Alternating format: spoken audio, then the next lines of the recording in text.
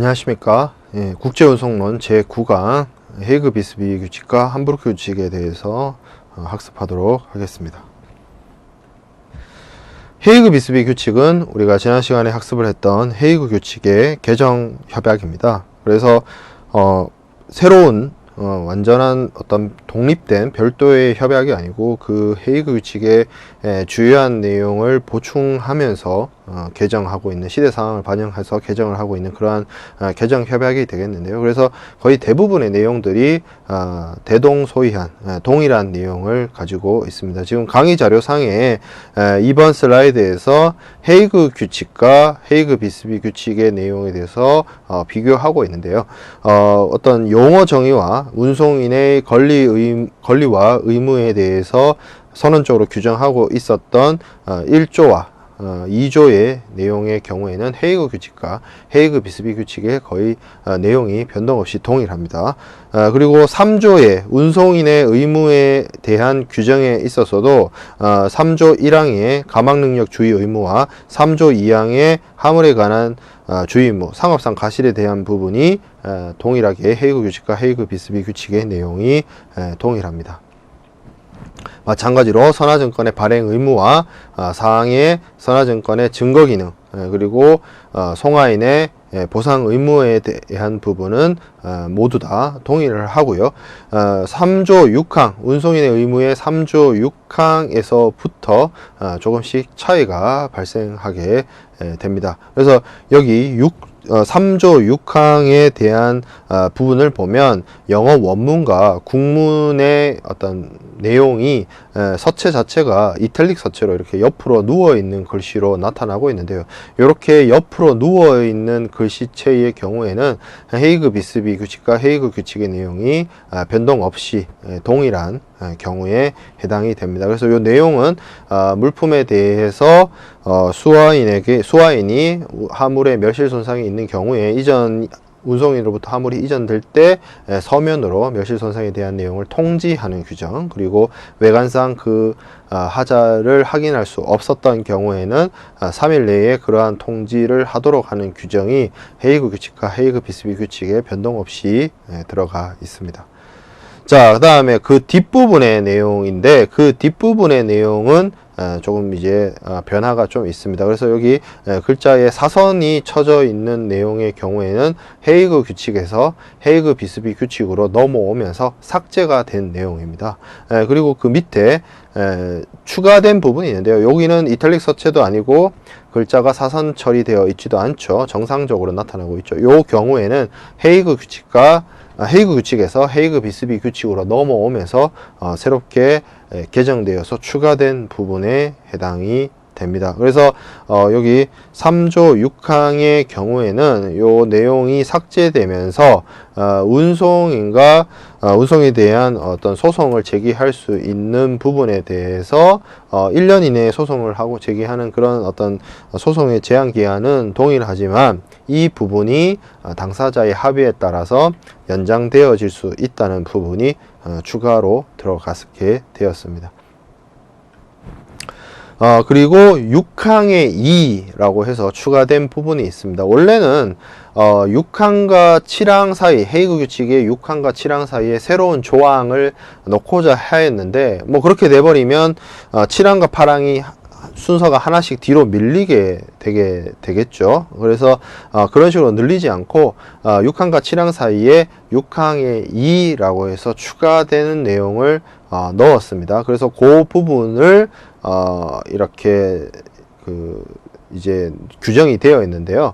요 추가된 내용은 제3자에 대한 어떤 배상 청구 소송에 해당이 됩니다. 그래서 제3자에 대한 배상 청구 소송의 경우에는 헤이그 규칙이 일반적으로 소송의 제척 기간에 대해서 1년의 기간을 두고 있는데, 이 제3자 배상 청구 소송의 경우에는 그 소송이 제기된 계류 법정지의 법에 따라서 전항에서 규정하고 있는 기간이라고 하는 것은 1년이죠. 그래서 1년의 기간이 만료된 이후에도 소송이 제기되어질 수 있다. 그래서 1년의 기간이 연장되어질 수 있다는 규정이 6항의 2에 들어가게 되었습니다.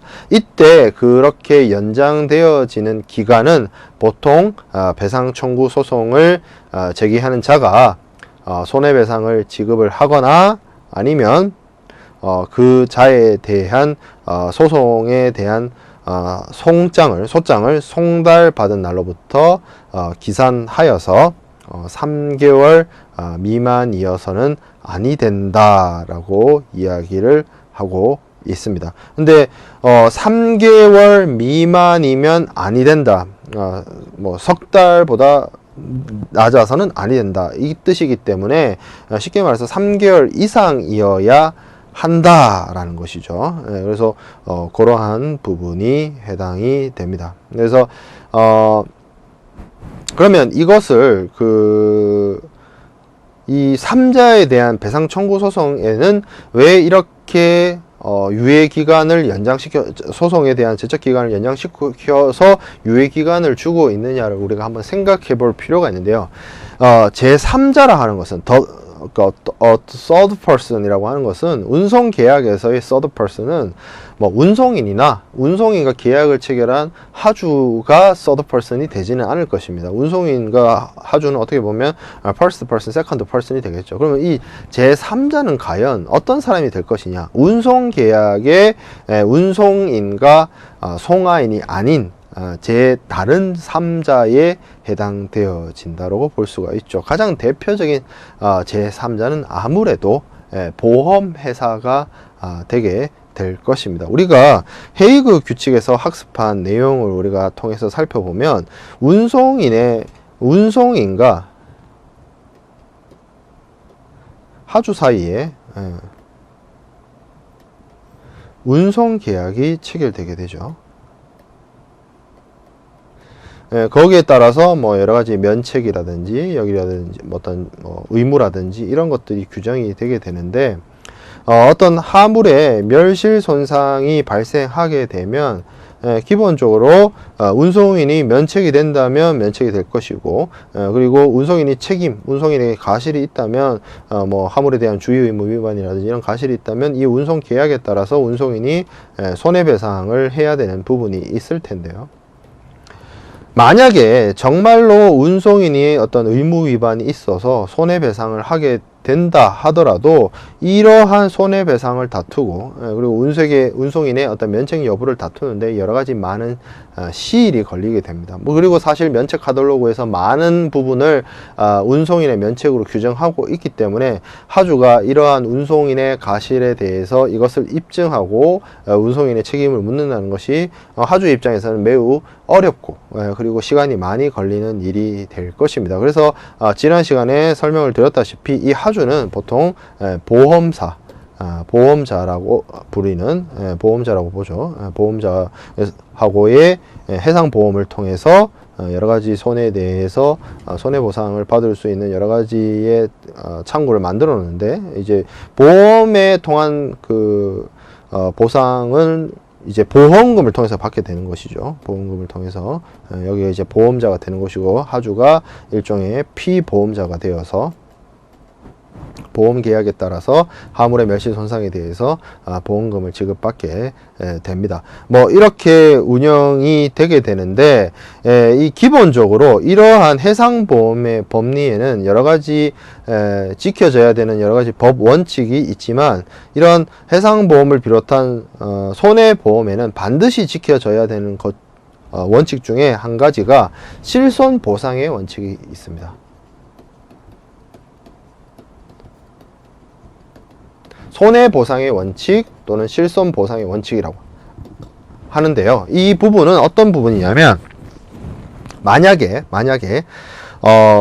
하주의 어떤 물품의 재산 가치가 100이라고 쳤을 때 운송인으로부터 손해배상도 받고 보험료도 보험금도 보험자로부터 수령을 할 수 있게 된다면 손해배상 100 그리고 보험금 100 이렇게 해서 하주는 사고가 났을 때 100의 물건에 대해서 운송계약을 체결하고 보험계약을 체결했을 때 사고 발생 시 어떤 그 물품에 대한 보상을 받아서 200의 경제 가치가 생긴다라고 한다면 이것은 여러 가지 경제 정의상 100을 놓고 사고가 나서 200을 얻게 되는 굉장히 이상한 상황이 됩니다.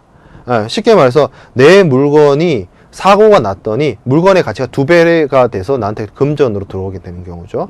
이런 식의 허용이 된다면, 이런 식의 보험이 인정되어지게 된다면 이 세상에 그 어떤 물건도 남아있지 않을 것입니다. 보험에 들고는 물건을 부셔버리죠. 물건에 대해서 그만큼 어떤 물건의 가치를 뛰어넘는 보상을 보험자가 피보험자가 받게 된다면 보험 목적물을 파손시키거나 고의적으로 훼손하는 그러한 일들이 빈번하게 될 것입니다. 그래서 생명보험이 아닌 생명보험에서는 이런 논리가 적용되는 것은 아니고요. 자동차 보험이나 이런 해상보험, 선박보험의 경우에는 실손 보상의 원칙에 따라서 피보험자가 입은 실제 손해에 대해서만큼만 딱 그만큼만 보험자가 보험을 통해서 보험금을 지급해서 어떤 하주의 어떤 보험 목적물의 경제적 손실, 경제적 이해관계의 하락을 금전적으로 보상을 해주는 것이 보험의 메커니즘이 되겠습니다. 그렇게 적용이 되기 때문에 실제 사례에서는 운송인이 만약에 아무리 책임이 있다 하더라도 보험자가 먼저 피보험자인 하주에게 보험금을 지급하게 되면 이 지급한 보험금만큼 보험자는 피보험자의 지위를 대신하게 됩니다. 그거를 보험자의 어떤 제3자 청구권에 대한 법적인 청구권에 대한 청구권 대위라고 합니다. 대위권이 발동되는 것이죠. 그래서 대위권이 발동되게 되면 보험자는 이 피보험자에게 보험금을 지급한 만큼 보험자가 피보험자의 지위, 법적인 권한, 지위를 대신하게 되게 됩니다. 그 대신하는 법정 권리 중에서 가장 대표적인 게 이 제3자 손해배상 청구권이죠. 즉 실제로 운송인이 잘못을 해서 운송인의 어떤 가실이 있어서 운송인이 하주에게 물어줘야 되는 상황이 발생하더라도 이 피보험자는 이거를 다투고 운송인으로부터 운송인의 어떤 면책에 해당되지 않음을 입증하는데 너무 많은 시간이 걸리기 때문에 일단 보험금을 받게 되고요. 그렇게 보험금을 받게 되면 하주가 운송인에 대해서 가지고 있었던 손해배상 청구권에 대한 권리를 보험금을 지급한 보험회사, 즉 인슈어러가 대신 가져가게 된다는 것이죠. 그래서 운송인의 만약에 실제로 그렇게 된다면 운송인이 책임 있는 부분에 대해서 하주가 손해배상 청구를 안 하는 것이 아니라 하주는 자신의 권리를 자신에게 자신에게 보험금을 준 보험자에게 자신의 권리를 넘기게 돼서 이 운송인의 의무 위반을 다툴 수 있는 권한은 이제 더 이상 하주에게 있는 것이 아니라 보험금을 지급해준 보험자가 대신 가져가게 된다는 겁니다. 그래서 여기서 손해배상 청구가 시작이 되겠죠. 운송인이 정말 의무 위반을 했다면 운송인은 보험금을 지급한 이 보험회사에게 손해배상을 하게 되는 상황이 됩니다. 이건 즉 해상보험의 어떤 자연적인 어떤 법적인 이행에 따라서 그렇게 되는 것이죠. 하주는 당연히 보험자로부터 보험금을 받았을 것이니까 큰 문제가 없고요. 보험금을 지급하게 된 보험자는 피보험자인 하주로부터 제3자 청구권에 대한 대의를 통해서 자신이 지급한 보험금에 대한 부분을 운송인에게 책임 있는 자에게 손해배상 청구를 걸어서 손해배상을 받을 수 있다는 것이죠. 자, 이렇게 된다면 이 보험자는 당연히 첫 번째 사람, 두 번째 사람이 아닌 세 번째 당사자가 됩니다. 이런 제3자에 의한 제3자에 대한 어떤 배상 청구 소송이 이 부분 6항의 2에 해당되는 부분이 되게 되겠습니다. 그렇기 때문에 보험금에 대한 청구, 보험금에 대한 요청이 이루어지게 된 날 혹은 송장을 받은 날로부터 3개월 미만이 아닌 기간, 그러니까 즉 3개월 이상의 기간을 확보해 주어서 뭐 소송에 대한 여러 가지 준비라든지 이런 것들을 할 수 있도록 어떤 뭐 안정적인 손해배상 청구의 소송 기간을 확보해 주는 측면에서 이러한 기간에 대한 부분을 규정에 넣어서 이제 적용을 하도록 한 부분이 되겠습니다.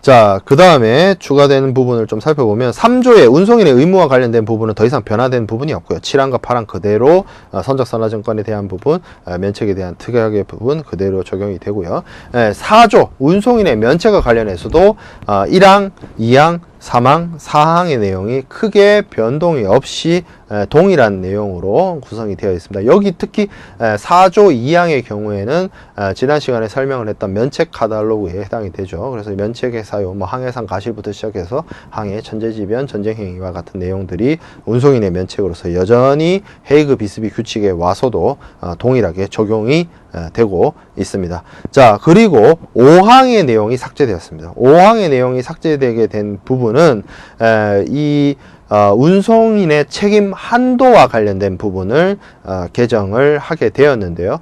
헤이그 규칙에서는 그 파운드, 100파운드, 포장 또는 단위당 100파운드를 초과하지 않는 한도 내에서 운송인이 하주에 대해서 책임을 지도록 하고 있었습니다. 그 파운드라는 것은 영국의 화폐 단위로서 이 사용이 되는 부분이었는데요. 이렇게 특정한 화폐를 규정을 해 놓으면 이 헤이그 규칙의 경우에는 1924년에 제정되었기 때문에 여러 가지 시간의 흐름에 따른 물가 상승, 인플레나 디플레를 전혀 반영하지 못하고 있는 한계가 있다라는 점을 말씀을 드렸습니다. 그래서 이 헤이그 규칙에서는 조금 변화가 일어났는데 원래 처음에는 이런 규정이었습니다. 4조 5항의 A에 이렇게 규정되어 있죠. 하물의 성질 및 가액을 선적 전에 송화인이 신고하거나 선화증권에 기재되어 있지 않는 한, 이 부분은 그대로죠. 그래서 운송인은 선박은 어떠한 경우에도 한 포장 또는 한 단위당 10,000프랑, 그리고 멸실훼손된 하물의 중량 1kg당 30프랑 중에서 높은 쪽의 액수에 상당하는 금액을 초과하여서 책임을 지지 않는다라고 규정이 되어 있습니다. 이제 중량에 대한 기준이 하나 더 추가된 거죠. 그리고 헤이그 비스비에서부터는 파운드를 사용하지 않고 포엔카랑 프랑이라고 하는 프랑을 사용을 하게 되었는데요. 이렇게 이제 규정이 되어 있다가 내용이 이제 조금 바뀌게 되는 부분이 등장을 하게 됩니다. 그 부분이 운송인의 면책 4조 5항의 D에 있는 부분인데요. 요 D에 있는 부분의 경우에는 강의 자료상에 파란색 글씨로, 연한 파란색 글씨로 표시가 되어 있습니다. 요 연한 파란색에 해당되는 부분은 1968년에 헤이그 비스비 협약이 개정이 될 때 들어간 부분이 아니고요. 1979년에 추가 의정서에 의해서 개정이 된 부분입니다. 그래서 요 부분이 추가로 들어가게 되었는데, 처음에 1968년도에 헤이그 비스비를 만들 때는 운송인의 책임 한도가 10,000프랑 그리고 킬로그램당 30프랑이었습니다. 여전히 뭐 프랑으로 바꾸고 금액 자체는 늘어나긴 했습니다만 여러 가지 어떤 물가 변동이나 이런 것들이 고려되지 않는 명목 화폐로서의 책임 한도가 규정이 되어 있었죠. 그래서 79년도 의정서에서, 물론 그 사이에 이제 뭐 세계 경제사적인 변화는 1950년대에 들어오면서 세계 2차 대전이 끝나고 나서 브레튼 우주 체제, IMF의 성립, 그리고 달러화를 기축통화로서 사용하는 금본위 단위 체제의 확립, 뭐 이런 것들이 있었고, 또 월남전 이후에 미국이 금본위를 포기하면서 뭐 킹스턴 체제, 뭐 이렇게 변경되는 여러 가지 세계 경제사적인 큰 변화가 있었고요. 거기에 따라서 이 헤이그 비스비 규칙의 운송인의 책임 한도에 대한 규정이 IMF가 정의한 세계 어떤 통화기금, IMF 국제통화기금, IMF 우리나라하고도 뭐 세계 뭐 역사적으로 좀 연관이 있죠. 1996년에 IMF 구제 금융을 받은 게 우리나라의 뭐 뭐 우리나라에도 여러분 뭐 거의 대부분의 사람들이 알고 있는 사실이기 때문에 그러한 IMF가 규정한 특별 인출권 (Special Drawing Rights를) 이 운송인의 책임 한도를 규정하는 어떤 단위로서 사용을 하게 되었습니다. 그래서 이러한 특별 인출권은 이 기준이 어떤 기준으로 되어 있냐면 이 특별 인출권은 기본적으로 각국의 통화, 각 나라의 화폐로 환산할 수 있는 권한을 뜻합니다. 이게 무슨 종이 화폐로서 사용되어지는 것이 아니고요. 우리가 경영학에서 여러 가지를 통해서 배울 수 있는 일종의 전환사채처럼 어느 나라의 법화를 다른 나라 화폐로 환전할 수 있는 권한, 옵션이나 뭐 선물 이런 것으로 생각하시면 좀 이해가 편할 거라고 생각을 합니다. 그래서 IMF의 회원국인 여러 나라들은 자신이 이제 이 SDR (Special Drawing Right) 특별 인출권을 가지고 있고요. 필요에 의해서 뭐 여러 가지 금융위기나 여러 가지 뭐 상황에 따라서 이러한 특별 인출권을 사용을 해서 다른 나라 화폐와 자국 화폐를 스왑을 하는, 교환을 하는 그러한 행위를 할 수가 있고요. 그렇게 사용되는 것이 SDR입니다. 그래서 이 SDR을 통해서 정의 내리기로는 운송인의 책임 한도를 원 패키지당, 원 유닛당 666.67 SDR 그리고 킬로그램당 2 SDR 중 높은 금액으로서 운송인의 책임 한도를 규정하게 됩니다. 그래서 이 1979년 의정서에 따라서 운송인의 책임 한도가 SDR로 변경되게 되었는데요. 이 SDR이라는 것이 결국에는 어떤 특정한 국가의 화폐가 아니라 모든 나라들이 사용할 수 있는 자국의 통화를 기초로 다른 나라하고의 어떤 환산을 위해서 사용되는 어떤 일종의 선물 옵션이기 때문에 기본적으로 교환비라는 게 정해지게 됩니다. 뭐 당연히 뭐 그 나라의 경제 상황이나 경제 규모에 따라서 그리고 뭐 화폐의 가치나 화폐의 인플레이션이나 여러 가지 상황에 따라서 교환비는 수시로 변동이 되게 되는데요. 이 교환비를 정하는 방법이 지금의 어떤 외환 시장의 환율을 정하듯이 전 세계 기축통화의 어떤 가치를 가중평균한 값을 통해서 각국의 화폐와의 교환비가 정해지게 되는 방식이 채택되어서 사용되어지는 고 있습니다. 그래서 이 SDR의 어떤 교환비를 정하는 여러 가지 어떤 기준되는 기축 통화가 지금 현재는 이제 뭐 달러화라든지 유로화라든지 엔화라든지 중국의 위안화라든지 이런 화폐들을 이용을 해서 그 화폐들의 어떤 가치와의 가중평균치를 통해서 이제 그 교환비가 이제 계속 변하겠죠. 수시로 일정되어 있지 않고 고정적으로 교환비가 정해지는 것이 아니라 여러 가지 경제 상황에 따라서 교환비가 변하게 되는데 그 교환비를 통해서 이제 자국 화폐하고의 교환이 결정되기 때문에 어떻게 보면 이 SDR이라는 단위를 사용함에 따라서 어떤 특정 국가의 정해져 있는 명목 화폐로서의 한도가 아니라 여러 가지 경제 상황이나 흐름에 따라서 이 교환비라는 것이 수시로 변하기 때문에 그러니까 1 SDR의 가치라는 게 고정적인 것이 아니라 여러 가지 경제 상황에 따라서 1 SDR의 가치가 변화할 수 있다는 것이죠. 그래서 앞서 헤이그 규칙에서 100파운드로 규정 내렸을 때보다 그리고 헤이그 비스비 초창기 때 10,000프랑으로 규정을 했을 때보다 어떻게 보면 경제 상황의 변화나 물가의 상승이나 인플레이션을 그대로 더 반영할 수 있고 그리고 파운드나 프랑이란 화폐의 하고의 어떤 교환비를 따져봐야 되는 옛날에 비해서 이 SDR이란 거는 어떻게 보면 여러 기축통화하고의 어떤 교환비를 뜻하기 때문에 좀 더 편리하게 사용할 수 있다는 점에서 매우 장점이 있습니다. 그리고 IMF 세계통화기구, 국제통화기금에서 사용하고 있고 규정 내린 이 SDR이라는 것의 어떤 건의에 대해서 국제적으로 또 인정을 받을 수 있는 부분이기 때문에 여러 가지 장점을 가지고 있었다는 거죠. 그래서 헤이즈 규칙에서 제가 설명을 드릴 때 말씀을 드렸던 것처럼 이 100파운드 명목 화폐로서의 운송인의 책임 한도를 규정했을 때에 생길 수 있는 여러 가지 문제점을 해결할 수 있는 방안으로서 사용이 되어지게 된 것입니다. 그래서 향후 우리가 이제 학습하게 되는 여러 가지 국제 운송과 관련된 여러 협약에서 운송인의 책임 한도에 대해서 이제 SDR을 통해서 규정을 하고 있는 그러한 현황이 되겠습니다. 그래서 여기 규정에서 보면 원문의 상으로는 원 패키지 원 유닛당 666.67 SDR을 규정을 하고 있습니다. 여기서 말하는 유닛이 이제 SDR이 되는데요.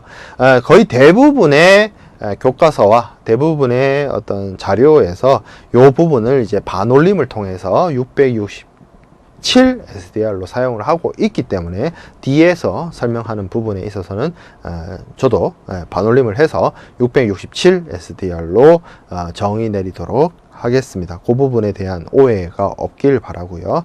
자, 그리고 그 앞에 추가된 내용에 대한 설명을 지나쳤죠. 그래서 좀 말씀을 드리면 배상해야 되는 총액에 대한 규정이 나오고 있습니다. 이거는 헤이그 비스비 규칙에서 추가된 부분인데요. 이게 왜 추가되었냐면 예전에는 그냥 포장 단위당 얼마 뭐 이런 방식으로만 규정이 되어 있었어요. 근데 지금은 패키지 하나의 포장 단위당 667 SDR 이런 식으로 규정이 되어 있죠. 그리고 그거와 함께 하나의 원 패키지당 667 혹은 킬로그램당 2 SDR을 적용을 하다 보니까 이거 두 개 중에 높은 거를 정하도록 하고 있거든요. 그러면 이런 문제가 생길 수 있어요. 패키지는 하나인데 이 물건의 무게가 너무 높으면 그래서 너무 높다 못해 엄청 무거운 물건이라서 그 한도 끝도 없다면 한계를 정해줄 필요가 있겠죠. 무게를 기준으로 하다 보니까. 그래서 배상해야 할 총액이란 말은 이러한 킬로그램을 바탕으로 운송인의 책임 한도를 규정을 했을 때 그것이 너무 무거워지면 이게 한계가 없어질 수 있기 때문에 배상액의 한계가 없어질 수 있기 때문에 배상해야 할 총액의 한도를 다시 규정해서 이 이상은 안 된다 라고 하는 맥시멈을 다시 얘기하고 있습니다. 그래서 배상해야 할 총액에 대해서 선박에서 양육되거나 또는 양육되었어야 할 장소 및 시간에 하물의 가액을 참조해서 결정을 한다. 그래서 1번이 그럼 쉽게 말해서 양육항에서의 장소 그리고 시간 이때의 하물 가격이라는 거죠. 자, 그리고 이 하물의 가액은 어떻게 하느냐? 기본적으로 첫 번째가 상품 거래소가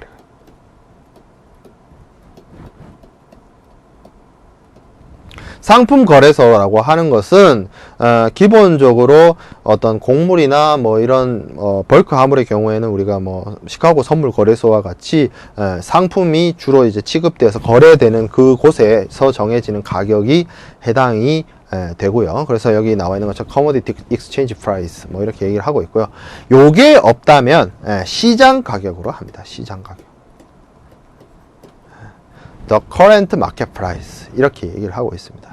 그리고 이 시장 가격도 시장 가격이라는 게 시가죠. 시가로서 정한다는 건데 시가조차 없다면 이 해당되는 원래 그 운송의 대상이 됐던 물품의 가격이 없다는 뜻이 되기 때문에 시장 가격을 쓰지 않을 경우에는 동종 동질 물건의 통상 가격으로 합니다. 그래서 여기 보면 나와 있는 것이 the same kind and the quality 라고 얘기하고 있는데 동일한 종류의 동일한 퀄리티에 있는 물건의 가격 이렇게 얘기를 하는 거죠. 그러니까 이 해당되는 물건의 가격을 못 구하겠으니까 요 해당되는 운송의 대상이 되는 요 물품과 어떤 같은 종류의 같은 품질의 물품의 가격을 참고해서 어떤 운송인이 배상해야 할 어떤 총액을 한도를 정한다는 것이죠. 그래서 이 동종동질 물품이라는 개념이 있는데, 이 동종동질 물품은 기본적으로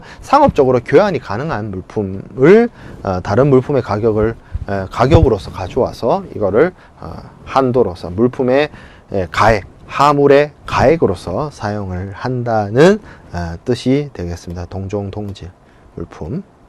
그래서 상품 거래소의 가격, 시장 가격, 동종동질 물품의 가격으로 하물의 가액을 정한다. 어느 때, 어느 시간에 양육항에서 양육할 때 시간에 따라서 하물의 가액이 결정된다. 이것을 넘길 수 없다. 운송인의 배상 총액이 넘을 수 없다는 부분을 설명을 하고 있는 내용이 4조에 추가되어서 나타나고 있고요. 그리고 그 밑에 C에 컨테이너 조항이 또 들어가 있습니다. 이 컨테이너 조항이란 거는 컨테이너에 대한 사용과 함께 이 규정이 들어가게 되었는데, 헤이그 규칙은 당연히 없었던 규정이죠. 헤이그 규칙이 제정되던 시절에는 컨테이너에 대한 사용이 없었기 때문입니다. 그래서 이 부분이 이제 새롭게 추가되게 되었는데요. 규정을 한번 봅시다. 컨테이너, 팔레트, 이와 유사한 운송 용구, 이 컨테이너나 팔레트가 기본적으로 운송 화물의 단위와 운송 화물의 규격하에 사용의 대상이 되었다라는 부분을 설명을 드렸죠. 그래서 이런 컨테이너나 팔레트가 여러 화물을 통합하기 위해서 사용되게 되면 컨테이너 안에 여러 개의 화물이 들어가 있다는 거죠. 그러면 이 앞에서 말한 원 패키지 원 유닛당 667이라고 했을 때 이 적용되는 패키지나 유닛이 이 컨테이너 운송 화물의 단위를 말하는 것인지, 아니면 화물 하나, 개별 화물의 하나하나를 뜻하는 것인지 좀 애매하게 됩니다. 그래서 어떻게 얘기를 하고 있느냐, 선화증권 면에 그러한 운송 용구에 적입된 것으로 수량 표시가 되어 있는 포장 단위의 수가 포장 단위와 관련되어 있는 한 이 본항의 적용이라는 게 667을 적용한다는 얘기거든요. 그러한 667을 적용하는 포장 또는 단위의 수로 간주한다라고 되어 있습니다. 즉 선화증권 BL면에 컨테이너 안에 3개의 박스가 있다라고 규정을 해 놓는다면 이 박스 하나가 일종의 패키지 또는 유닛으로서 667을 적용한다라는 것이죠. 그렇게 되면 세 박스가 있으니까 하나가 다 667을 적용을 하는 것이죠. 근데 이 선화증권 면에 이러한 내용이 기재되어 있지 않으면 그러한 용구가 포장 또는 단위로 해석된다라고 되어 있는데, 그러한 용구는 즉 컨테이너나 팔레트를 뜻하게 됩니다. 즉 이 안에 들어가 있는 박스의 숫자로서 667 운송인의 책임 한도를 정하는 것이 아니라 이 운송 용구, 컨테이너 그거 하나 자체가 하나의 패키지, 하나의 유닛이 된다는 거죠.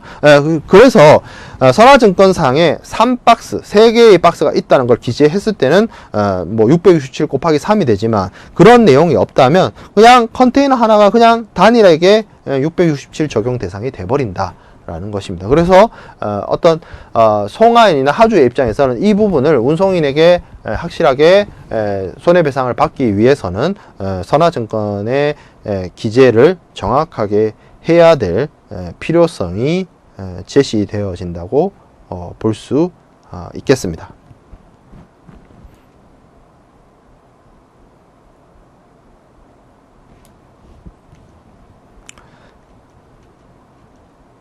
자, 그래서 앞서 설명드렸던 내용을 좀 정리를 하고 넘어가면, 포장당 책임 제한에 대한 기준을 이제 어떤 명목 합회에서 1979년 브뤼셀 개정 의정서에 따라서 국제통화기금이 정의한 특별 인출권을 책임 제한액의 계산 단위로서 규정하게 되었습니다. 그래서 포장이나 단위당, 패키지당, 유니당 6.67 SDR 그리고 킬로그램당 2 SDR을 산출을 해서 높은 금액을 운송인의 책임 한도로서 규정을 해 두었고요.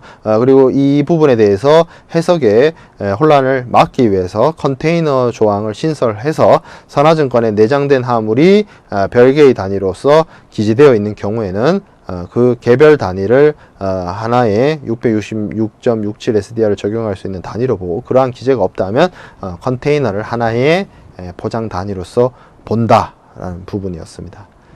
자, 그 다음에 운송인의 면책과 관련된 4조 5항에 추가된 부분 중에 이 운송인의 어떤 본질적 계약 위반, 운송인의 고의 과실에 대한 부분이 추가되었는데요. 운송이나 선박이 손해를 발생시킬 의도를 가지고 행동을 했다. 이거는 뭐 손해를 발생시킬 의도가 있었다는 건 고의로 사고를 냈다는 것이죠.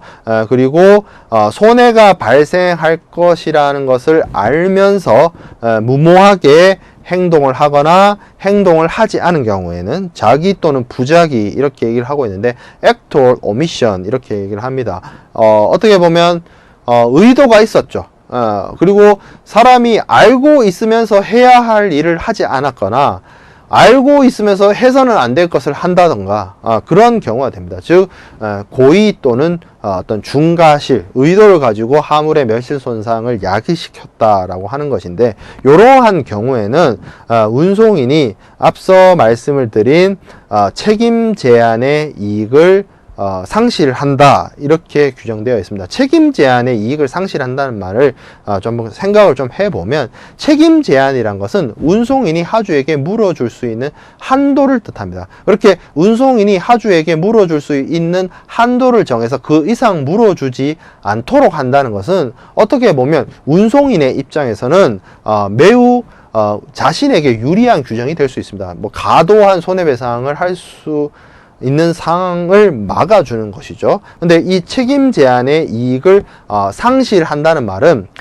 그러한 제약을 주장할 수가 없어지게 되기 때문에 경우에 따라서는 운송인이 하주에게 667 SDR보다 더 많은 금액을 물어줘야 된다는 뜻을 가지고 있기도 합니다. 그래서 운송인이 어떤 고의로 사고를 낸다거나 아니면 무모하게 어떤 중과실을 하게 되면 앞에서 얘기했던 667 SDR 혹은 킬로그램당 2 SDR을 주장하지 못하고 그 이상을 물어줘야 된다는 규정이 이 운송인의 면책 4조 5항의 2호에 해당이 되는 내용입니다.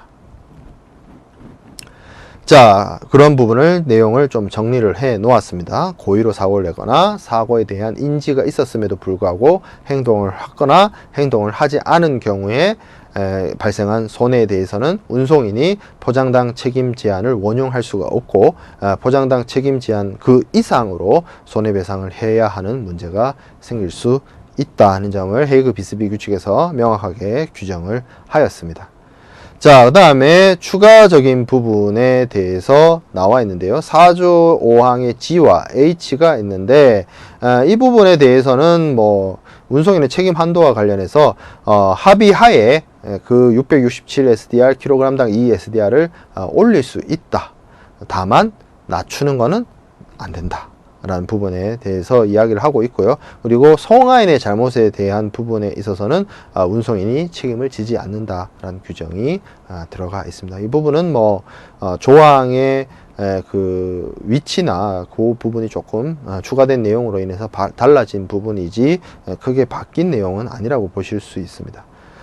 그리고 이제 4조와 5조 사이에 4조의 2라고 해서 어떻게 보면 불법 행위에 대한 어떤 항변에 대한 부분이 추가되었습니다. 그래서 운송인의 경우에는 여러 가지 면책 사유나 면책 한도 667 SDR과 관련해서 이 소송이 이제 벌어질 때 계약에 기초하여서 화물의 멸실 손상을 일으킨 경우와 운송인이 어떤 불법 행위를 기초로 하여서 어떤 소송이 제기되었을 때를 구분하지 않고 동일하게 운송인이 667의 SDR에 대한 책임을 진다라는 부분이 규정되어 있습니다. 물론 이렇게 규정은 되어 있지만 만약에 운송인이 사고를 고의로 냈다라고 한다면 앞서 얘기했던 것처럼 667 SDR을 주장을 할 수가 없겠죠. 그리고 4조 2의 2의 내용을 좀 보면 소송이 운송인의 사용인 또는 대리인에 대해서 제기가 되었을 때는 이러한 사용인이나 대리인은 운송인이 협약에 의거해서 원용하는 항변 사유, 면책 사유죠. 그리고 책임의 한도를 이용할 수 있는 권리를 가진다. 즉 운송인의 사용인이나 대리인, 운송인의 어떤 하청을 하는 여러 가지 부선의 운송업자나 하역업자나 창고업자나 이런 사람들이 운송인의 면책 사유와 운송인의 책임 한도를 함께 같이 주장할 수 있다라는 규정을 넣어 놓았습니다. 이 부분은 사실 선화증권의 이면 약관에 있어서 히말라야 클로즈와 관련된 내용인데요. 히말라야 클로즈와 유사한 내용을 이 선화증권 통일을 위한 어떤 개정 협약인 헤이그 비스비 규칙에 삽입을 함으로써 명확하게 운송인의 사용인과 운송인의 대리인에 대해서도 면책을 주장할 수 있는 부분이라는 것을 규정을 해 놓았습니다. 그리고 이러한 운송인의 사용인이나 대리인으로부터 지급받아야 되는 금액의 합계는 본 조약이 규정한 한도를 초과하지 않는다. 667 SDR을 넘지 않는다라는 부분이고, 그 밑에 있는 규정은 이러한 운송인의 사용인이나 대리인도 고의로 사고를 일으키거나 의도를 가지고 자기 부작위를 행하게 되었을 때는 운송인의 책임 한도를 원용할 수 없는 것처럼 운송인의 사용인과 대리인도 이러한 책임 제한액을 원용할 수가 없다, 이용할 수가 없다라는 부분을 같이 함께 언급하고 있습니다. 자, 그 다음에 그 앞에 다음 사항을 보기 전에 이제 내용 정리에 대한 부분이 18번 슬라이드에 있습니다. 불법 행위에 대해서도 운송인의 책임 한도를 적용을 한다, 책임 제한을 적용을 한다는 부분, 그리고 운송인의 사용인 대리인도 사용이 가능하다. 히말라야 클로스하고 연관성을 함께 살펴보시죠. 히말라야 클로스는 헤이그 규칙하고 상관없이 선화증권의 이면 약관에 들어가 있는 어떤 약관이고요. 선화증권의 약관이고요. 헤이그 비스비 규칙의 4조의 2의 2항에서 동일한 내용에 대한 이제 규정이 들어갔다는 점이죠. 그리고 책임 제한에 대한 총액을 그대로 적용받는다. 이런 운송인의 사용인과 대리인도 고의로 의도를 가지고 중과실을 하게 되면 책임 제한을 원용할 수가 없다. 까지가 함께 규정이 되어 있었습니다. 자, 그 다음에 헤이그 규칙의 5조, 6조, 7조, 8조와 헤이그 비스 규칙의 5조, 6조, 7조, 8조가 변함없이 동일한 내용을 담고 있고요. 9조에 있어서는 내용이 많이 삭제되었습니다. 왜 9조에 있는 내용 자체가 뭐 파운드 스털링에 대한 뭐 정의라든지 그런 내용이 들어가 있었기 때문에 그 부분에 대한 규정이 삭제되었고요. 10조의 규정은 조금 바뀌었습니다. 10조에서는 몇 가지 내용들이 더 추가되었죠. 원래 헤이그 규칙에서는 그 협약에 대해서 체약국에서 발행된 모든 선화증권에 적용된다라고 규정을 하여서 그 적용 범위가 매우 좁았는데요. 헤이그 비스비 규칙에 와서는 이 협약의 적용 범위가 확대되었습니다. 그래서 이 협약의 규정은 선박, 운송인, 송화인, 수화인, 이해관계인의 국적하고 상관없이 국적하고 상관없다는 것이죠. 다음과 같은 경우 이제 A, B, C의 경우가 있습니다. 다음과 같은 경우에 다른 두 개국에 있는 항구 간의 운송에 대해서 적용되는 모든 선화증권에 적용된다. 그래서 국제 선화증권, 국제 운송에서 사용되어지는 선화증권에 적용이 된다는 것을 언급을 하고 있죠. 그래서 적용되는 경우를 세 가지 경우를 이야기를 하고 있습니다. 첫 번째, 선화증권이 체약국에서 발행되는 경우. 이거는 헤이그 규칙의 내용과 동일하죠. 두 번째, B, 운송이 체약국의 항구에서 이루어지는 경우. 요것도 같죠. 그래서 체약국에서 발행되거나 아니면 체약국의 항구에서 운송이 이루어지는 경우에 적용이 된다라는 것이고, 자, 그 다음에 세 번째, 이 세 번째가 중요한데요. 선화증권에 포함된 어떻게 보면 계약 또는 선화증권에 의해서 증명되는 계약이, 그러니까 선화증권에 포함되어 있는 계약이라는 게 선화증권 그 자체를 뜻하는 것일 수도 있고, 선화증권 안에 들어가 있는 여러 가지 약관이나 여러 가지 조항을 뜻하기도 합니다. 그래서 선화증권에 포함되어 있는 내용에 따라서 본 조약은 당연히 헤이그 비스비 규칙을 말하겠죠. 헤이그 비스비 규칙 내지는 아니면 헤이그 비스비 규칙에 효력을 부여하고 있는 나라의 법이 이 선화증권을 포함한 계약에 적용된다라고 정하고 있는 경우 이렇게 얘기를 하고 있습니다. 즉, 이 선화증권에 포함된 계약이란 말, 선화증권에 의해서 증명되는 계약이란 말은 쉽게 말해서 우리가 앞에서 선화증권 이면약관에서 공부했던 지상약관에 해당이 됩니다. 파라마운트 클로스라고 하죠. 이 파라마운트 클로스의 역할이 뭐다? 이 선화증권이 발행되는 적용될 수 있는 규율하는 준거법을 정하는 역할이 있다라고 했는데, 이러한 준거법을 뭘로 하느냐? 이 협약을 한다. 헤이그 비스비를 정한다. 아니면 헤이그 비스비에게 효력을 부여하고 있는 나라의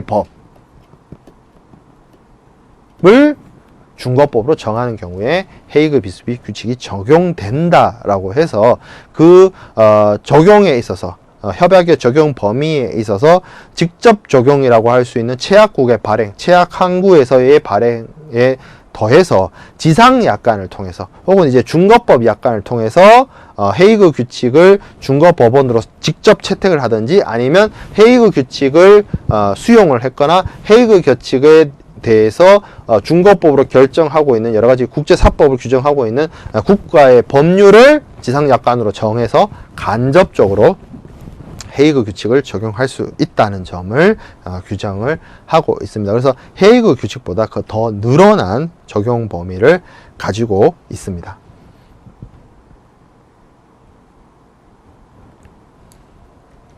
네, 그래서 그 부분에 대한 요약 설명이 22번 슬라이드에서 이루어지고 있습니다. 운송계약의 적용 범위가 확장이 된 거죠. 그래서 요 부분, 제약국의 항구와 국내법에 대한 부분이 확장이 되었다라는 부분이고요.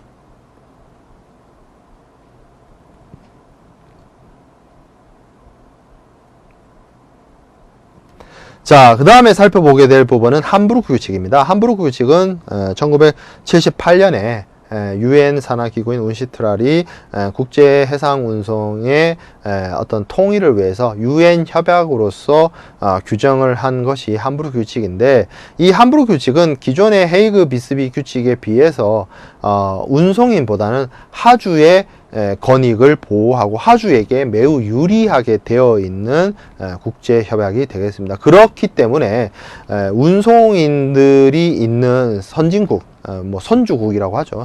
선주국이자 선진국에서 이러한 하주에게 유리한 규정이 담겨져 있는 함부르크 규칙의 어떤 가입이나 비준을 하지 않게 되었고요. 이게 이제 유엔 협약이기 때문에 유엔 협약의 특성상 어떤 특정 개수의 국가들이 그 이상 이제 협약에 가입하고 국회 비준과 같은 동의 절차를 거쳐야만 이 함부르크 규칙에 발효가 되어서 실제 국제법으로서 역할을 할 수가 있는데, 함부르크 규칙이 발효는 되었습니다. 그 발효는 되어 있지만 이 협약에 가입한 국가들의 면면이 뭐 주요한 선진국이나 주요한 선주 국가들이 다 참여하지 않고 다 배제를 했기 때문에 실무적으로는 이 함부르크 규칙의 경우에는 적용되고 있지 않는 상황입니다. 그러면 이 함부르크 규칙의 경우에는 실무적으로 적용되고 있지 않는데 왜 학습을 하느냐? 물론 실무적으로는 의미가 없을 수는 있습니다. 그러나 학문적으로는 의미가 있습니다. 이 1978년도에 컨테이너 운송이 보편화되면서 그 컨테이너 운송과 관련된 내용들을 수용을 해서 함부르크 규칙을 제정할 때 여러 가지 컨테이너 운송과 관련된 내용이 들어가게 되었고요. 그리고 헤이그 비스비 규칙에서 얘기하고 있었던 그 가실 책임주의에 대한 변형으로서 가실 책임 추적의 원칙이 적용되는 등의 여러 가지 변화, 그리고 가판적 화물이라든지 살아있는 동물에 대한 다른 점, 규정에 대한 다른 점, 그리고 이제 복합 운송의 태동기로서 복합 운송과 관련된 내용을 가지고 있었던 점, 여러 가지 학문적으로는 충분히 학습해 볼 필요가 있는 것이 함부르크 규칙이 되겠습니다. 그래서 이번 국제 운송론 수업 시간에는 함부르크 규칙의 주요한 내용을 요약 정리를 가면서 헤이그 비스비 규칙과 한번 비교를 통해서 비교 학습을 해보는 식으로 진행을 하고자 합니다.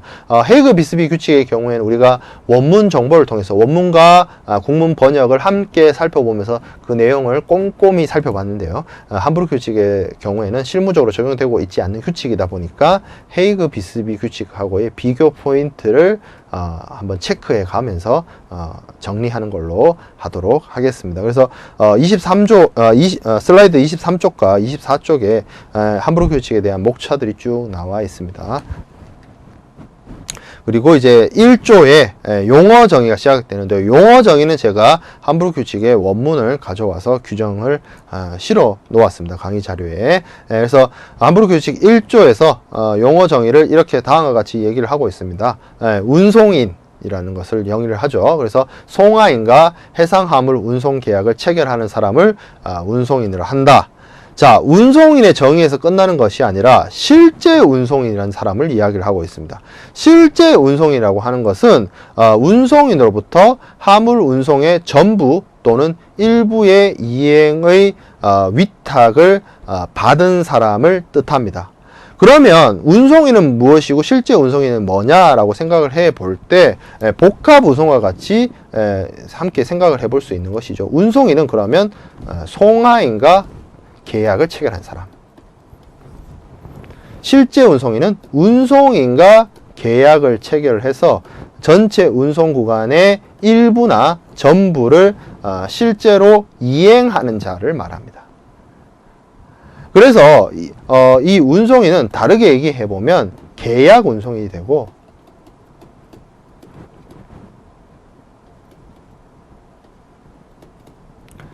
그리고 실제 운송인은 실제로 자신이 선박이나 운송수단을 소유해서 실제로 운송을 하는 선사나 선주가 되겠죠.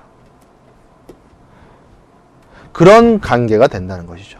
네, 그래서 송화인은 운송인에게 이 사람이 쉽게 말해서 실무적으로는 이제 프라이포더, 운송 주선인이 되는 것이죠. 그래서 운송 주선인이나 포워더가 돼서 송화인과 계약을 체결하고 실무 적용, 실제 이행은, 운송의 이행은 이 운송인이 계약을 체결한 선사나 선주가 이행을 하는 구조. 그래서 이 운송 주선인과 포워더는 그냥 캐리어, 운송인이 되는 것이고, 이러한 선사나 선주는 액추얼 캐리어가 된다라는 것이죠. 이 부분이 벌써 용어 정의에서부터 헤이그 비스비 규칙하고의 차이점이 나타나는 거죠. 그리고 복합 운송에 대한 어떤 개념 자체가 여기서 드러나고 있는 부분이죠. 자, 그래서 송화인, 이어서 보면 송화인, 운송인과 해상화물 운송 계약을 체결하는 체결한 자, 그리고 화물을 운송인에게 실제로 인도하는 자를 송화인이라 하고요. 영어로 이제 shiper, 다른 말로는 consigner 이렇게 얘기를 하기도 합니다.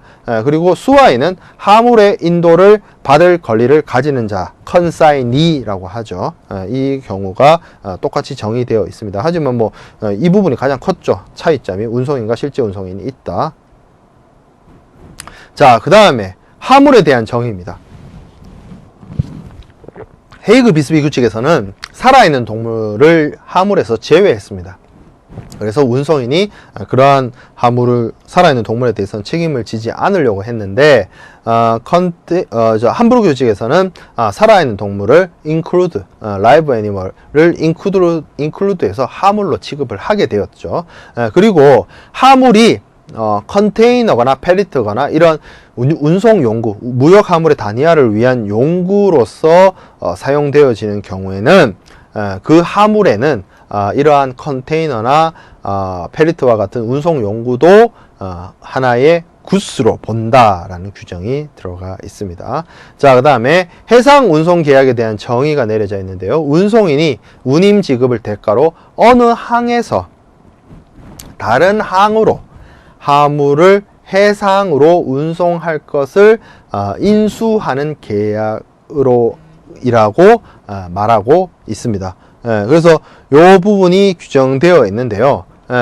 그래서 이 부분을 보면 해상 운송 계약에 대한 설명에 있어서는 그냥 단순하게 뭐 선화증권이 발행되는 계약 이렇게 얘기를 하지 않고 운송인이 운임 지급을 대가로 어느 항구에서 어느 항까지의 운송을 하는 것을 뜻한다라고 하고 있기 때문에 어떻게 보면 그 계약의 적용 범위를 조금 넓혔다라고 볼 수가 있습니다. 그리고 이제 선화증권에 대한 정의가 내려져 있습니다. 해상운송계약 및 운송인에 의한 계약에 의해서 물품을 수령하고 선적을 증명하는 증권이다. 그리고 운송인이 증권가의 상한으로 화물을 인도해야 된다. 그리고 인도를 요청하는 자는 뭐 지명된 자의 경우이거나 아니면 지시인이거나 아니면 소지인이거나 뭐 그런 규정이 들어가 있고요. 그리고 문서에 대한 규정이 나와 있는데 이 환불규칙의 경우에는 1978년도에 제정이 되었습니다. 그래서 뭐 컴퓨터나 뭐 이런 개념이 명확하지 않던 시절이죠. 그래서 문서에는 뭐 이메일이나 이런 것들을 포함한다 이런 당연히 그런 규정은 없고요. 전보나 텔렉스 그 당시에 통신 수단에 대한 이야기만 존재하고 있습니다. 이건 이제 시간의 흐름, 과학 기술의 발달에 따른 부분에서 조금 이게 옛날 규정이다 보니까 이렇게만 언급되어지고 있다는 점이죠. 뭐 최근에 나온 협약 같은 경우에는 뭐 전자문서를 포함한다든지 뭐 그런 식의 문구가 당연히 들어가 있습니다. 자, 그래서 용어 정의를 좀 깊게 살펴보면, 요약 정리를 해서 살펴보면, 이 헤이그 비스비 규칙하고는 다르게 환불 규칙에는 운송 계약을 실질적으로 계약을 하주와 체결하고 있는 계약 운송인과 실제 운송 수단을 소유해서 직접 운송을 하는 어떤 선주와 선사 같은 실제 운송인으로 나뉘어져 있다는 것이 명백하게 규정이 되어 있죠. 이게 이제 복합운송하고도 같이 얽혀져서 이해해야 되는 부분이고요. 그리고 앞서 제가 말씀드린 것처럼 환불규칙에서는 어떤 그냥 국제 간의 어느 항구에서부터 어느 항구까지로 옮기는 해상운송 계약에 적용된다라고 규정을 하여서 뭐 선화증권에 대한 언급이 없이 사용되어질 수 있다는 것이죠. 그래서 선화증권이 발행되지 않은 운송 계약에서도 적용할 수 있도록 환불규칙은 규정되어 있다라고 볼 수 있습니다. 자, 그리고 복합 운송에 대한 규정이 있습니다. 이 부분은 전체 운송 구간이 육상 운송과 해상 운송이 합쳐져 있는 구간과 같이 복합 운송의 경우에 환불 규칙은 해상 운송 구간에 대해서만 적용되어질 수 있다라고 볼 수가 있죠. 왜냐하면 이제 항구에서 항구까지에 대한 부분이기 때문에. 그리고 운송인과 실제 운송인에 대한 규정이 들어가 있는데, 운송인과 실제 운송인에 대한 양자는 연대 책임을 부담한다라고 규정을 하고 있습니다. 그래서 실제 운송인에 대해서 환불 규칙상의 운송인의 책임 규정이 그대로 적용이 되어서 적용을 합니다. 보통 운송인과 실제 운송인의 관계에 있어서 이 운송인이 있고 실제 운송인이 있다면 하주는 실제 운송인이랑 계약을 체결하는 것이 아니라 운송인과 이렇게 계약을 체결하게 되죠. 그래서 이 두 사람이 연대 책임을 지고 있어야 실제 운송인이 사고 친 부분에 대해서 하주가 실제 운송인한테 따지는 것이 아니라 바로 운송인한테, 자기가 계약을 체결한 운송인한테 책임을 물어서 이 부분에 대해서 뭐 손해배상을 받는다든지 뭐 클레임을 제기한다든지 그렇게 할 수 있는 것이죠. 만약에 이 두 사람이 연대 책임이 없다면 뭐 여러 가지로 곤란한 문제가 있겠죠. 그래서 실제 운송인의 잘못이 운송인의 잘못으로 기결이 된다는 점에서 반드시 이런 규정이 들어가 있어야 될 것입니다. 자, 그리고 뭐 통운송의 경우에, 통운송은 사실상 지금 현재로서는 이런 개념 자체가 이제 사용되고 있지는 않고요. 복합운송으로 넘어왔기 때문에 복합운송과 통운송의 개념에 있어서 차이는, 복합운송의 경우에는 복합운송인이 전체 구간에 대해서 단일의 책임을 진다는 것인데, 통운송은 그렇지가 않죠. 그래서 운송계약의 일부분을 운송인이 특정인이 이행하도록 명시한 경우에 대해서는 그 부분에 대해서는 운송인이 책임 부담을 하지 않는다, 뭐 이런 내용이 들어가 있습니다. 통운송과 관련된 내용이고 별로 중요하지 않은 내용들이 여기 들어가 있다라고 보시면 되겠습니다. 자, 그 다음에 적용 범위의 확장에 대해서 이야기를 하고 있습니다. 기본적으로 헤이그 비스비 규칙에서는 세 가지를 얘기를 하고 있었죠. 첫 번째가 최악구, 그리고 운송이 개시되는 항구, 그리고 지상약화 같은 뭐 국내법이 적용되는 경우를 뜻하고 있었는데, 함부르크 규칙에서는 함부르크 규칙의 적용 범위에 있어서 5가지를 총 규정하고 있습니다. 그래서 선적항 외에도 양육항이 추가되었고요. 양육항도 그냥이 아니라 선택적 양육항이 적용이 되어질 수 있습니다. 그래서 선택적 양육항 중에 하나가 실제 양육항이 되고, 그 항이 제약국에 있을 때 당연히 이 함부르크 규칙에 적용이 된다라고 규정을 하고 있고요. 그리고 뭐 나머지는 동일합니다. 제약국에서 발행된 선화증권, 그리고 선화증권 또는 기타의 해상운송 계약을 증명하는 증권이 이 조약 함부르크 규칙의 내용 또는 함부르크 규칙의 내용을 실시하고 있는 국가의 법을 해상운송 계약에 적용하는, 해상운송 계약의 준거법으로서 적용하는 경우에 적용이 된다라고 규정을 하여서 헤이그 비스비 규칙보다는 함부르크 규칙이 그 적용 범위에 있어서도 조금 더 넓다라고 볼 수가 있고요. 용선 계약의 부적용입니다. 이 부분은 용선 계약부 선화증권을 뜻하는 것이 아니라 용선자와 선주 사이에 용선 계약, 배를 빌리고 배를 받는 그런 계약에 적용되는 부분인데, 이거는 용선 계약은 차터 파티가 적용이 되고, 거기에 따른 서식이나 그러한 약관들이 뭐 젠콘 서식이라든지 발트타임 폼이라든지 여러 가지 용선 계약서에 따라서 규정이 되어 있죠. 그렇기 때문에 함부르크 규칙은 그러한 용선 계약에는 당연히 적용되지 않습니다. 자, 운송 구간적인 측면에서 좀 살펴보도록 하겠습니다. 함부르크 규칙은 4조 1항에서 해상 운송인의 책임은 선적항에서 그리고 운송 도중에 그리고 양육항에서 해상 운송인이 그 화물을 관리하고 있는 동안 적용이 된다라고 규정을 하고 있습니다. 항구에서 항구까지죠. 선적항에서 양육항까지. 근데 요 밑에 파란색 박스에 있는 내용은 헤이그 비스비의 내용입니다. 헤이그 비스비 규칙에서는 화물이 선박에 선적되는 때로부터 선박에서 양육되는 때까지라고 규정을 하고 있죠. 그래서 쉽게 말해서 부두가 있다면, 항구가 있다면 이 안에 CFS도 있고 CY도 있고 뭐 겐츄리 크레인도 있고 그리고 선박도 있고 벌스도 있는데 암백 피어도 있고 이런데, 굳이 나눠보자면 헤이그 비스비 규칙은 태클 투 태클이기 때문에 여기서 적용이 된다는 거였죠.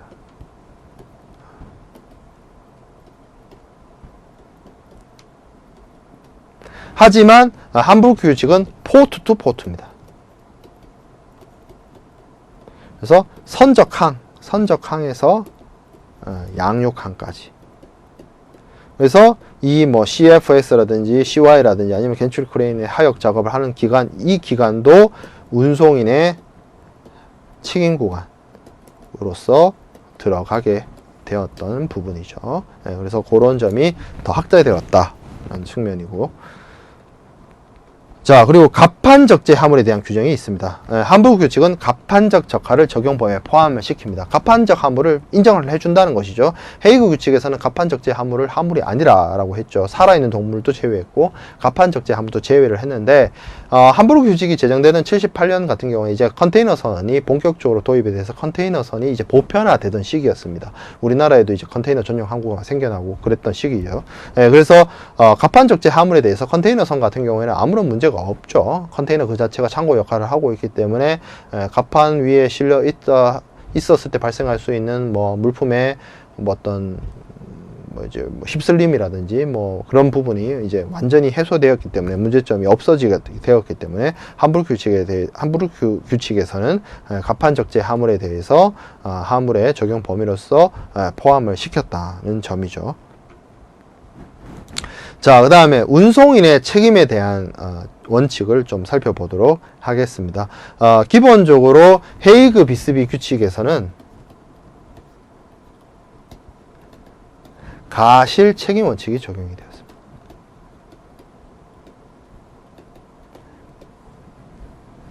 하지만 함부르크 규칙은 가실 추정 원칙, 또는 다른 말로 고의 또는 가실 추정의 원칙이라고 설명을 하고 있습니다. 물론 여러가지 책이나 여러가지 교과서나 교수님에 따라서 이 가실 추정 원칙, 고의 또는 가실 추정의 원칙도 넓게 봤을 때 가실 책임 하에 가실 추정으로서 보시는 교수님도 있습니다. 이 경우에는 이제 운송인의 책임을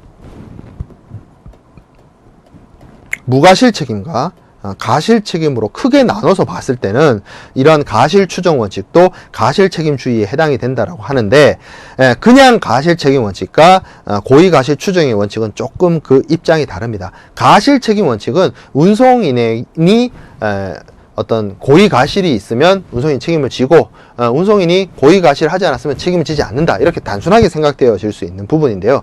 가실을 추정한다, 운송인의 가실로서 추정을 한다는 것은 기본적으로 운송인의 책임 구간에 있는 기간 동안 발생한 사고가 운송인의 관리 하에 있었기 때문에 운송인의 책임, 운송인의 고의 또는 가실로 본다는 것이죠. 그래서 멸실, 손상, 지연이 일으킨 사고가 운송인의 관리 하에 있는 동안 발생하게 되면 운송인의 고의 가실로 일단 추정하고 본다는 겁니다. 이게 일종의 무죄 추정 원칙하고 좀 완전히 반대되죠. 유죄 추정이죠. 유죄 추정. 운송인이 관리하고 있는 동안 사물이 멸실, 손상이 발생하게 되었으면 운송인의 고의 가실로 본다, 그 뜻입니다. 그러면 운송인은 이러한 하물에 대한 책임에서 벗어나기 위해서, 운송인 스스로가 면책을 주장하기 위해서는 자신이 고의 또는 가실에 의해서 하물이 멸실 손상되지 않았다는 것을 입증해야만 하는 것이 고의 또는 가실 추정의 원칙에 해당이 되겠습니다. 그래서 기본적으로 가실 책임 원칙을 채택하고 있는 헤이그 규칙의 경우에는 뭐 가실 책임도 가실 책임 원칙이지만 기본적으로 면책 카탈로그가 있었고 면책 사유에 해당되기만 하면 운송인이 면책을 주장할 수 있었던 것에 반해서 함부르크 규칙의 경우에는 운송인이 면책을 주장하기 위해서는 자신에게 죄가 없다는 사실, 자신의 고의 또는 가실에 의해서 사고가 나지 않았다는 사실을 입증을 해야 되는 문제가 있기 때문에, 그게 말로는 그냥 단순히 제가 입증 책임을 져야 된다라는 것이 쉽게 느껴질 수 있는데요. 이게 운송인과 하주 간에 혹은 운송인과 보험회사 간의 어떤 법적인 분쟁으로 간다면 법원에서 이를 입증해내야 되는 문제가 있을 수 있습니다. 그래서 운송인에게 헤이그 규칙이나 헤이그 비스비 규칙에 비해서 너무 과도한 책임을 부담을 시키는 부분이죠. 그래서 이러한 부분 때문에 운송인, 해상 운송의 선주들, 그리고 그러한 선주들이 있는 나라, 선주 국가들이 이 함부르크 규칙을 외면하게 된 가장 결정적인 원인이 여기에 있습니다.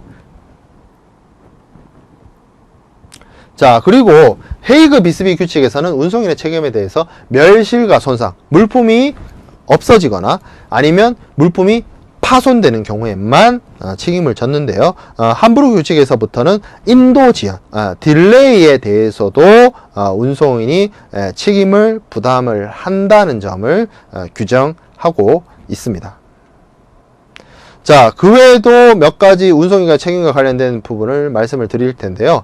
하재, 불이 난 경우에는 앞서 설명을 드린 가실 추정의 예외로서 보고 있습니다. 하재가 나게 되면 이 부분의 경우에는 손실도 크고, 그리고 이 하재의 원인, 선박이라는 특수한 환경으로 인해서 불이 잘 번지고, 그리고 불이 난다면 선박에도 엄청난 피해를 주게 되고, 그 진화하기도 어렵고, 그리고 나중에 하재가 끝나서 이 하재의 원인을 조사하는 데 있어도 상당한 어려움이 있다라는 점을 지난 시간에 설명을 드렸는데요. 그렇기 때문에 이 가실 추정의 예외로서 하재를 바라보고 있습니다. 가실 추정의 예외란 점은 운송인의 책임 구간 안에 선박에 불이 났다 하더라도 운송인이 자신이 방화를 했다거나 자신이 실화했다는 사실을 입증하는 입증 책임이 운송인에게 있는 것이 아니라, 운송인의 방화나 운송인의 실화를 입증하고 싶으면 그건 하주가 입증을 해야 된다는 것이죠. 가실 추정의 예외, 그야말로 가실 책임만 적용된다는 거죠. 하재. 자, 그래서 하재는 사실상 어떻게 보면 운송인의 면책으로서 규정되어 있다라고 보실 수 있습니다. 자, 그 다음에 살아있는 동물. 살아있는 동물은 함부르크 규칙상 기본적으로 물품으로 취급을 해주게 되었죠. 그래서 운송인이 일반적으로 동물의 멸시 손상 지연에 대해서 책임을 집니다만 규정상 5조 5항의 규정을 좀 살펴보면 이러한 동물이 살아있는 동물의 어떤 고유의 위험으로 인해서 발생한 멸시 손상 지연에 대해서는 책임을 지지 않도록 하고 있습니다. 그 부분은 살아있는 동물을 이제 운송하는 화물로서 바라보고는 있지만 물품이 가지고 있는 동물이라는 살아있는 어떤 생물이라는 한계로 인해서 운송 도중에는 멀쩡했을 수 있으나 운송이 끝난 다음에 운송 도중에 받은 스트레스로 인해서 동물이 뭐 죽는다든지 뭐 여러 가지 문제가 일으킬 수 있죠. 예, 그래서 그러한 부분에 대해서 운송인이 책임을 지지 않는다라는 점. 살아있는 동물이 가지는 여러 가지, 이게 생명이기 때문에 가지는 여러 가지 문제에 대해서는 고유의 위험으로 보고 운송인이 책임지지 않는다라는 점을 이야기를 하고 있습니다. 자, 그리고 5조 6항에는 멸실손상 지연이 인명을 구조하는 활동, SOS 조난 신호를 통해서 해상에서 인명을 구조하기 위한 조치로 인해서 발생한 경우에는 운송인에게 책임을 묻지 않고 있습니다. 이건 뭐 당연히 인도주의적인 측면에서 당연히 이루어져야 될 부분이고요. 그리고 일부 책임 규정이 있습니다. 화물의 멸실 손상이 운송인의 고의 가실과 다른 원인이 경합하게 되는 경우에는 운송인은 자기가 잘못한 부분에 대해서만, 운송인이 고의 가실한 부분에 대해서만 책임을 진다라는 규정을 두고 있습니다. 운송인의 책임과 관련해서요. 자, 그래서 운송인의 책임 계약과 관련해서 함부르크 규칙은 면책 카탈로그가 폐지되었습니다. 면책 카탈로그가 있을 이유가 없죠. 헤이그 규칙은 운송인의 책임, 운송인의 면책 뭐 이렇게 딱 규정이 되어 있었지만, 함부르크 규칙은 기본적으로 운송인의 책임 구간, 선적항에서부터 양육항 거기까지에 있는 구간 안에서 화물이 멸실 손상 지연이 발생하게 되면 기본적으로 운송인 잘못, 운송인이 잘못이 아닌 거면 운송인이 자신의 고의나 자신의 가실에 의하지 않았음을 입증하면 면책, 이렇게 되는 부분이었단 말이죠. 그렇기 때문에 따로 면책 사유를 정할 필요가 없었어요. 운송인이 고의 가실이 아님을 입증하면 그 자체로 면책이 돼버리기 때문에 별도로 면책 사유를 규정하지 않아도 됐다는 거죠. 그래서 이 함부르크 규칙에는 면책 카탈로그가 없습니다. 그리고 이 면책 카탈로그가 없어짐에 따라서 면책 카탈로그의 상의 A호, 가장 첫 번째 있었던 항해상 가실 면책이 사라지게 되었습니다. 이분이 커요. 사실 이 부분 때문에 우리가 쌍방가시 충돌 약관에 대해서 학습을 했었던 내용인데요. 그래서 면책 카탈로그가 폐지되고 항해상 가실의 면책이 그 어떤 운송인의 면책 사유에서 제외되었다라는 부분이죠. 자, 그리고 포장당 책임 제한에 대한 규정입니다. 헤이그 비스비 규칙은 667 SDR 반올림해서, 그리고 킬로그램당 2 SDR을 규정을 했었는데요. 함부르크 규칙에 있어서는 화물의 포장이나 단위당 835 SDR, 그리고 킬로그램당 2.5 SDR 중에 높은 금액으로서 규정을 해서 헤이그 비스비 규칙에 비해서 한 25% 정도 인상된 금액으로서 운송인의 책임 한도를 정해 놓았습니다. 자, 그리고 이 책임 제한은 화물의 멸실 손상에 대해서만 적용이 되고요. 인도 지연의 경우에는 제6조 1항에 따로 언급이 되어 있는데요. 이거는 왜 그러냐면 멸실 손상의 경우와 인도 지연의 경우가 다릅니다. 멸실 손상은 화물이 오지 않은 것이죠. 멸실된 것. 그리고 손상된 거는 화물이 박살난 것이죠. 그래서 그 부분은 당연히 손해배상이 이루어져야 되는데, 인도 지연은 늦게 왔다는 것이지 화물이 파손된 상태로 오거나 안 왔다는 것이 아니에요. 그렇기 때문에 파손된 부분이 없어요. 그렇기 때문에 파손된 부분이 없기 때문에 이러한 835 SDR을 적용할 수가 없는 것이죠. 다만 늦게 온 것이죠. 늦게 왔기 때문에 어떻게 한다? 늦게 온 경우에는 물어야 되는 부분이 인도 지연된 화물에 대해서 운임의 2.5배로서 규정을 하고 있습니다. 근데 운임의 2.5배로 규정을 해 놓았는데 이 금액이 그 하주의 총 운임을 초과할 수 없도록 하고 있습니다. 총 운임을 초과할 수 없다는 말이 전체 10개 상자 중에 한 서너 개가 늦게 왔으면 그 서너 개에 대해서 운임의 2.5배를 적용해 주지만 이 전체 운임에 대해서 전체 운임을 넘길 수 없는 부분이라는 것이죠. 그렇게 이제 한도액을 정해 놓았는데, 만약에 그 인도 지연에 따른 손해배상에 대한 부분이 총 운임과 같아지게 된다라고 한다면 운송을 공짜로 하게 되는 것이죠. 늦게 도착하게 하게 되면. 자, 그 다음에 6조 2항에 대한 규정은 컨테이너 조항입니다. 이 부분은 앞에 헤이그 비스비 규칙에도 헤이그 비스비 규칙에 있었죠. 그래서 컨테이너 운송이 사용되고 됨에 따라 컨테이너의 내에 사용된 포장이나 용기가 규정이 되어 있으면 그 포장이나 용기가 이 함부르크 규칙에 따르면 835 SDR이 되는 것이고, 그러한 규정이 없다면 컨테이너 전체 하나가 835 SDR을 적용하는 단위가 된다라는 부분이 되겠습니다. 자, 그 다음에 책임 제한의 권리 상실과 관련된 내용이 이제 8조에 있습니다. 마찬가지로 운송인이 의도를 가지고 그리고 발생할 수도 있다는 사실을 인식하면서도 무모하게 행한 자기 부작위, 고의나 의도가 있었다는 거죠. 고의 의도가 있었던 이러한 경우에는 마찬가지로 화물의 어떤 손상에 대한, 멸실 손상에 대한 책임 제한의 이익을 원용할 수 없다. 835 SDR 킬로그램당 2.5 SDR보다 더 많이 물어줘야 되는 상황이 발생할 수 있다라는 것을 언급을 하고 있고요.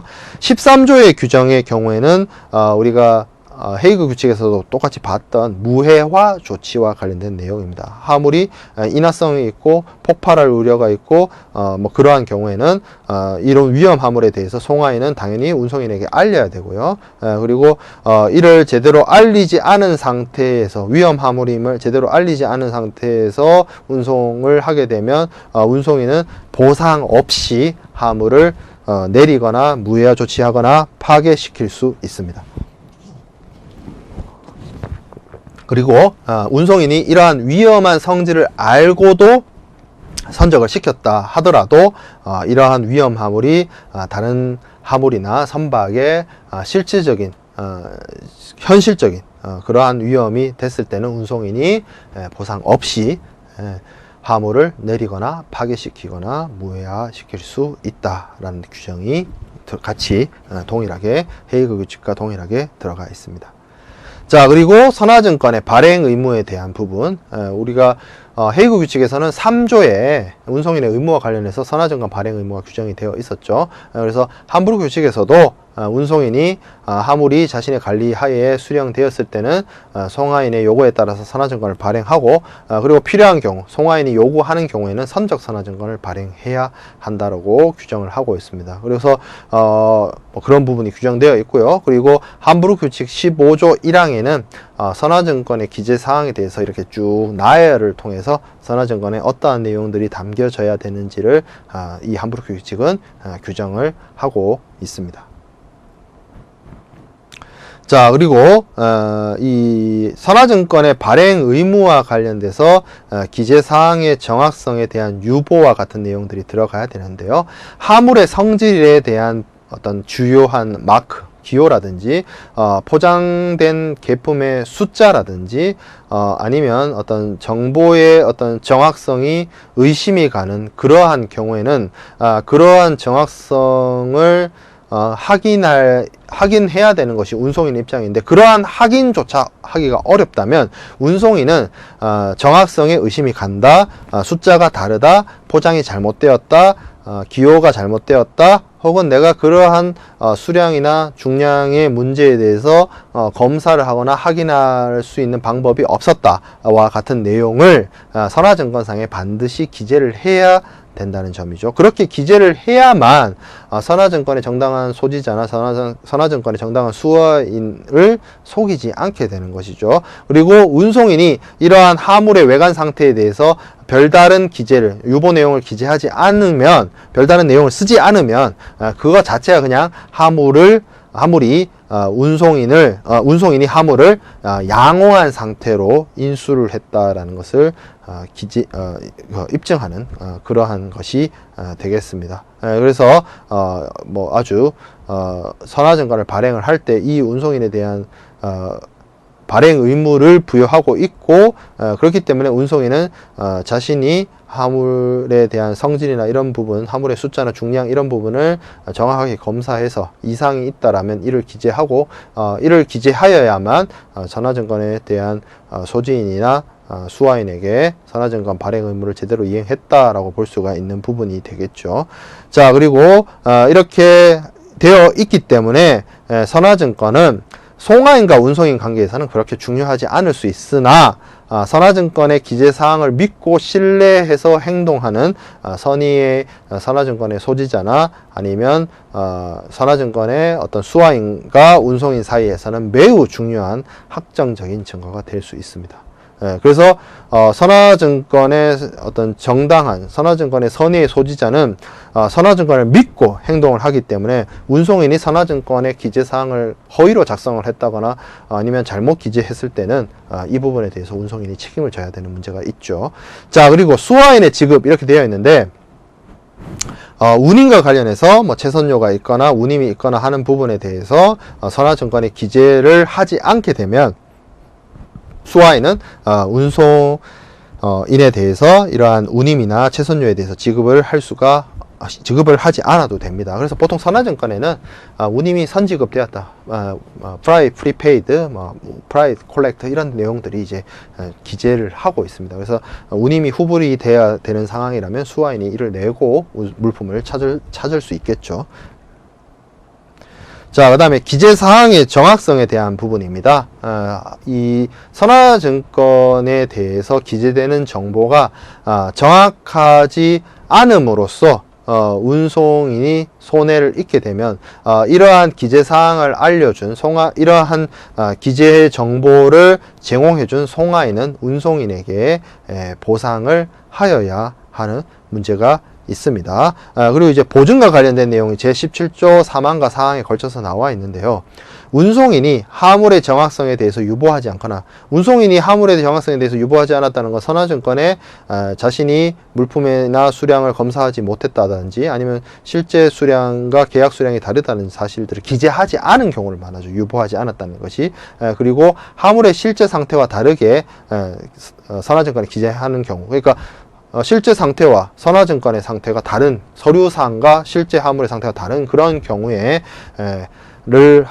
그런 행동을 하게 되면 선의의 소지자, 선화증권의 선의의 소지자를 기만하게 되기 때문에 운송인은 이러한 물품의 손해나 이런 부분에 대해서 보상을 받을 수 없고, 송하인이 이러한 운송인의 손해에 대해서 보상해 준다고 하는 내용의 보증서를 작성하였다 하더라도 이 보증서가 우리가 앞선 시간에 공부했던 파손하물 보상장, Letter of Indemnity, LI에 해당이 되겠죠.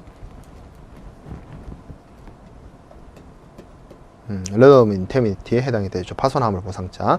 이러한 파손하물 보상장을 작성하더라도 파손하물 보상장은 무효이고 아무런 효력이 없고 운송인이 책임을 져야 하며 그 책임은 책임 제한을 원용할 수 없다라는 규정을 이 보증, 선화증권 발행 의무와 관련된 환불규칙상의 보증과 관련된 규정에 두고 있습니다. 그래서 파손하물 보상장은 뭐 환불규칙이 이게 실무적으로 적용되고 안 되고를 떠나서 여러 지금 사건과 판례를 통해서 운송인들이 손해배상을 해야 되는 문제가 발생을 했기 때문에 이런 파손하물 보상장을 이용한 선화증권의 어떤 허위 기재, 뭐 백데이트 BL이라든지 뭐 스테일 BL이라든지 그런 문제, 언파울 BL을 클린 BL로 발행하는 그러니까 파울 BL을 언파울로 BL로 발행하고 언클린 BL을 클린 BL로 발행해주는 그런 여러 가지 문제들은 지금 현재는 되도록이면 운송인들이 기피하고 있는 상황입니다.